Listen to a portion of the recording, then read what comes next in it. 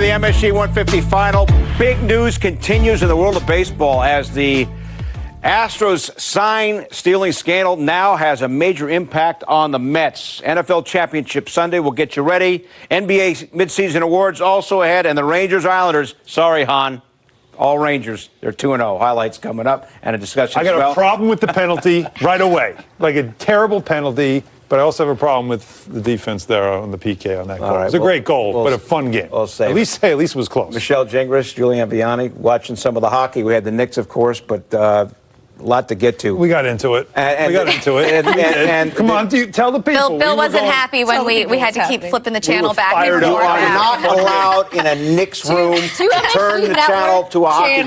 That was fun. That was a good game. We had to check it out. We had to see what was going on Well, we there. got over in time to see ending. the Kreider game-winning goal, so that was good job with the clicker tonight. Thank you. All right, big news here in the world of baseball because Carlos Beltran, who was a player on the Astros team in 2017 and the only player mentioned in the investigation by Commissioner Manfred with the Houston Astros sign stealing, gets the Mets job, and the Mets say, you can't be our manager. Beltran says, I don't want to be the manager. They mutually part ways. Here's a question for you guys.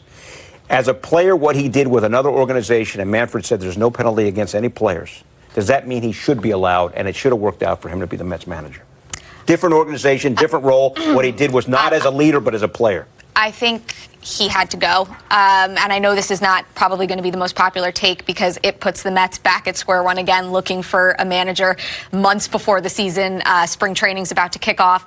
He would have been a distraction at this point, and the Mets franchise doesn't need another distraction. And I think regardless of if he pledged to never cheat again, and whatever happened, if the Mets were going to win consistently, people are always going to look at it and be like, are they winning because they're good, or are they winning because they're cheating? And so I think he knew maybe if you get ahead of it, you leave now, maybe there's a chance down the road.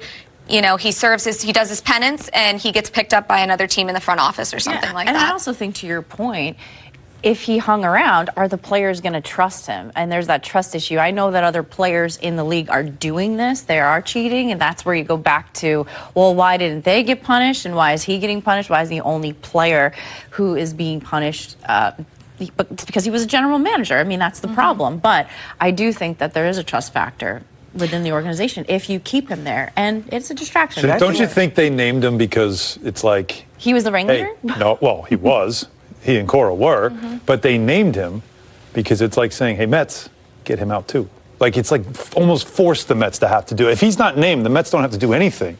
And there's a thinking here too that the Mets might not have hired the best guy for the job to begin with. He has no experience whatsoever. Right? But it's perfect for how they want to run the team. The guy's going to listen to listen to what the GM says, who to play, whatever. Yeah, I know. And again, was he the best guy for the job? I don't think so. So this might have given them an out, but I agree with you that it would have chased him all season. And as you said, if the players trust him, the players would be like, hey, by the way, I'm struggling. Like, can we work on something here? Like, what'd you guys do? I mean, it would never go away. And he didn't start yet, and that's the thing. It would never go away. So they had to do something. They were forced into it. I think Major League Baseball almost forced them into it by naming him, and the media, of course, pushes that narrative that the Mets always seem to follow. I think they're also setting a precedent. They're not penalizing players. The players, that's how they found out a lot of the information. The players got immunity. Yep. However, if they can put someone who was a former player kind of as the kind face, of an underlying way of doing it. You're kind of sending the message that, look, this isn't going to fly going forward. This guy we are kind of sacrificing now as the player. And you know what? I think had he not said it, like publicly he claimed he didn't know anything about it. Had that happened, I think maybe this wouldn't have been the situation that we're in.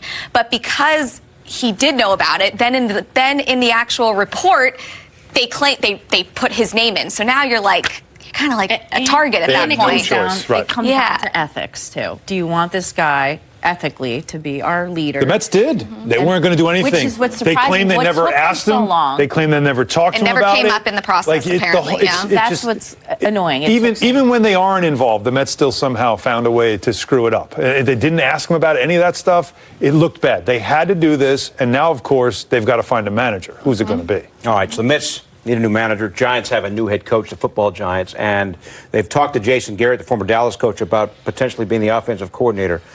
One thing about Jason Garrett, one-time Giant backup quarterback, I don't know that his offense was that imaginative in all his years with Dallas. I don't know how great a fit that would. Now, maybe he did a decent job. Defense was mostly their issue for the most part. It wasn't an imaginative. How could they struggle with people like Amari Cooper and Elliott, and over the years, Jason Witten at tight end? Some of the best tools for years around him, and the team went to what, 2 playoff games in his tenure? Like, you can't have some. But former coaches should always be considered for outside. Sure. And you know, I know, but if he's running the offense, is that who you want running the offense with Daniel Jones? What we were talking about beforehand, that Jason Garrett hasn't called plays in years. But how much? So now you're going in a new head coach, his first year with Judge. He's never been a head coach. And you're going to have your right-hand man who doesn't call plays be the offensive coordinator? I think Garrett, he had Kellen Moore, who was. Yes. I know he was the offensive coordinator and play caller, but they scripted the game. They worked together. Right. Yeah. But this would be a different Garrett role is for better him. as an offensive coordinator. What he proved, he can't be a head coach. He's not a head coach.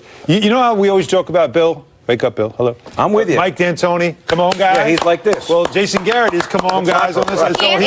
He's not a head coach. He's not that guy. But his players do respect him and like him. But he does understand offense. Dak Prescott.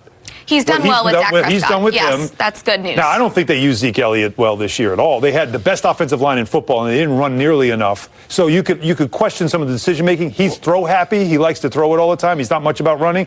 But I think he's a better coordinator than he is a head coach. He could be helpful helping the rookie head coach. I absolutely think he's helping the rookie head coach and helping a young quarterback develop. And he knows the division. What's he knows the division interesting, as well, which you need that as well. Somewhat similar. I mean, the Giants lack receivers, but a somewhat similar offense with a very strong running back. The Giants have good receivers. Okay, maybe developing the. Well, this could be. Sterling Shepard is a good receiver. Yeah, Sterling Shepard's a good receiver. Ingram as a tight end is fantastic. But my point with this was, you said maybe you didn't think the offenses would be that similar. I think he would run a similar offense with the Giants that he's run with the Cowboys. You have similar pieces in place. Yeah.